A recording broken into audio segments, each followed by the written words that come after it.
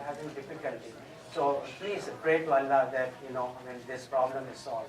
So Allah was sending in different dialects also. So they say that there were 7 dialects that the Quran was coming down. Next. So we have talked about the collection, compilation during the time of Prophet Muhammad Sallallahu Alaihi Wasallam. One was the media of hifz, people were memorizing it. And the second one was people writing it. It was not in the form of a book, but in fragments, in suhuf, in gazettes, they were written all in separate form. During the time of Khalifa Abu Bakr, what happened was, from your knowledge of your history, there were 2 main important issues took place. One was, after Prophet Muhammad's death, people said, well, Prophet is gone, so we are not going to pay zakat. That was one issue. The second issue was that they said Prophet Muhammad has died, but there were some people that started claiming that they were prophets. So these were the 2 main issues. And Khalifa Abu Bakr was Khalifa only for 2 years, but he had these 2 major issues. So he said these are against the teachings of Islam. So he had to use force and wage war and put them down. So in those, there is a battle called as the Battle of Yamama that took place, in which a large number of Hufaz, people that had memorized the Quran, they died, they got killed, they got martyred. So Umar Raziallahu Ta'ala, who was the second Khalifa, came to Abu Bakr and he said, you know what, a lot of Hufaz have died. They are the people that had memorized the whole Quran. And if this continues, if this trend continues, I'm afraid we'll lose the Quran. So what I want you to do is compile the Quran in the form of a book. So Khalifa Abu Bakr, he asked Zaid bin Thabit, he was one of the leading scribe who would write down. There were, like I said, over 40 writers of the Wahi. Zaid was the main person writing. So he was summoned, and he was told that get all the Hufaz and get all the writings that people have and come up with a version of Quran. So the first version of Quran was done during the time of Khalifa Abu Bakr, within 2 years after Prophet Muhammad's death. And this was done with all the Hufaz there. So the authenticity definitely was there. Then that copy was given to Hafsa Raziallahu Ta'ala. She was the daughter of Umar Raziallahu Ta'ala and happens to be the wife of children who were, in the morning today, your principal has that good thing going on, like a quiz. He was asking the names of the wives. He mentioned Hafsa also. So that copy of the Quran remained with Hafsa.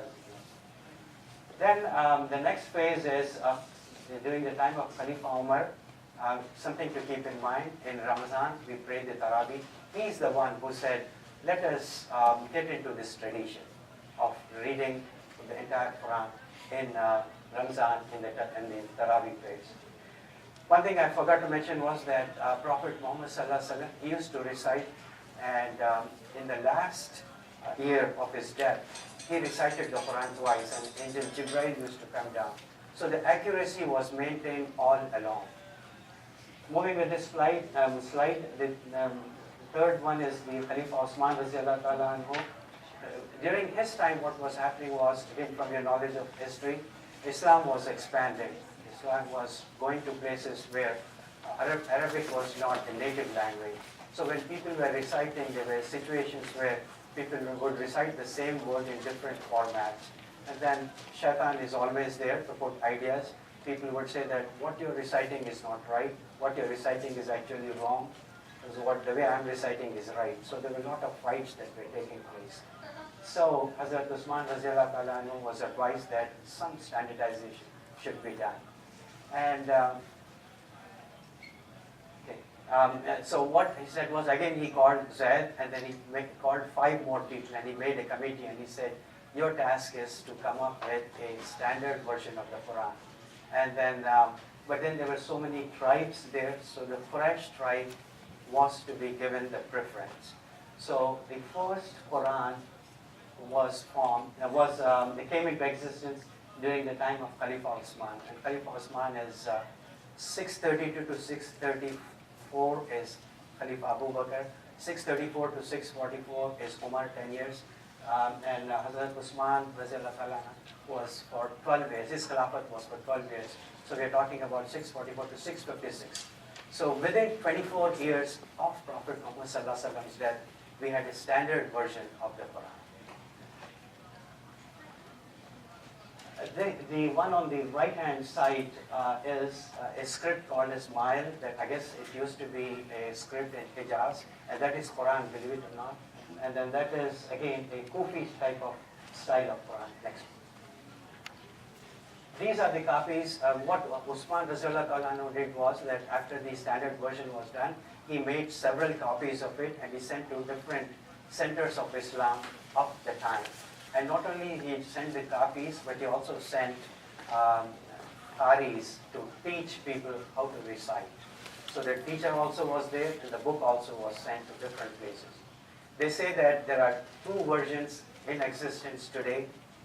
One is, the top ones are in the Topkapi Palace in Turkey, and the ones at the bottom, these are supposed to be the copies from Tashkent. That is where they are. They go back to the time of Hazrat Usman Razullah. And then afterwards, there were some modifications that were taking place in the script. As you see, there are some dots there. Initially, at one time, they even thought of putting the dots for the Arab that we have, Fatah, Dhamma, Kasra. They were putting on top, bottom, on the sides. So those kind of developments were taking place. Next. If we look at the Qurans that we have today, we will find that those Qurans that we saw, those scripts that we saw in the slides, there was no vocalization signs, no Fatah, Dhamma, Kasra, no differentiation between letters, Jim, Ha, Ha, there was no difference, Ta, Fa, no difference, To, Zo, no difference, no surah headings. In our Qurans, today, every surah has a heading, and as a matter of fact, some Qurans, they say, so many ayat in this, so many rukus in this. No verse numbering. In the Qurans that we have, most of the Qurans, they have numbers after each verse. And that, they say that was copied from other religious books. They had the numbering system. And then also people were studying also. They had got into the habit of doing more research. So, say, supposing I was studying ayah, just giving an example, say the third ayah of Surah Fatiha. So I would come here and say that, let's go to this third ayah of Surah Fatiha. So the verse numbering became important. No ruku divisions. Now we see that each surah is divided into rukus. That's why there is a symbol that they follow. No juz divisions, paras that we have today. So those divisions were not there. Next.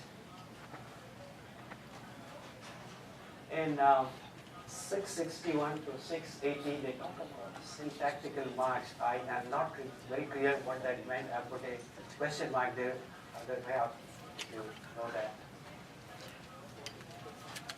Does it have anything to do with tajweed or grammar? Because it talks about the dots that were added to differentiate the letters. And then there is mention there of the eras that were there. So the very top one, I don't know, but apparently it took place during the time of the Khilafat of Muawiyah. I think that took place during the time of the Malik. So, brothers, there's something for us to follow up. Like I said, let's keep it interactive. Let us keep it like a dialogue that's open. Learning for us, and then again, the parents, I'll say that get into the habit of discussing these things. Because these children, if they go to some place and then the behavioral paradigm, what happens is, I'm using it as an example,